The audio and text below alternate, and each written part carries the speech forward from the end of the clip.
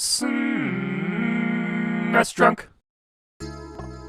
One of the really cool things about how the gaming industry has evolved over the years is that we're now at the point where gaming is a family thing. Parents play video games with their kids all the time now. But in the 80s and 90s when I was growing up, that was not the case. My dad had zero interest in anything gaming related. My mom, to her credit, did give it the old college try by getting Family Feud for SNES. She played it like twice.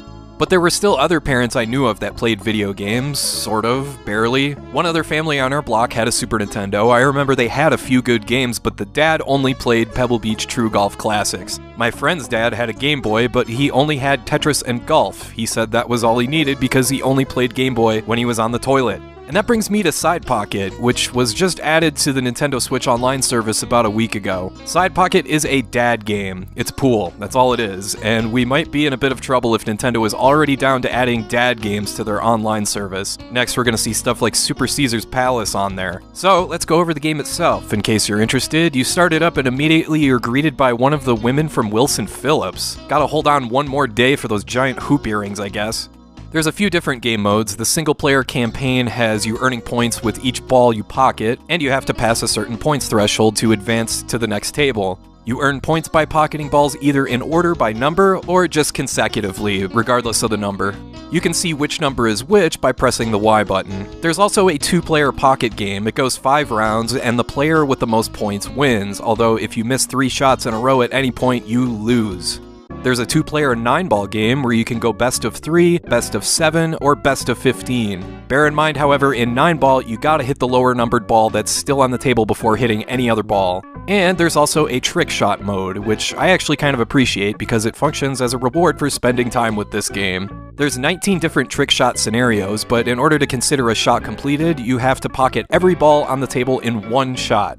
The controls are very simple. The B button regulates the power of your shot, and you can change the spin with the Y button while using the D-pad to move your cue placement around. You can also use the L and R buttons to fine-tune your aim, which is nice, and you can even pop up the cue ball if you need to get around another ball in your way. And yeah, that's pretty much the game. I will say at least this game does have some pretty chill music, which I really appreciate.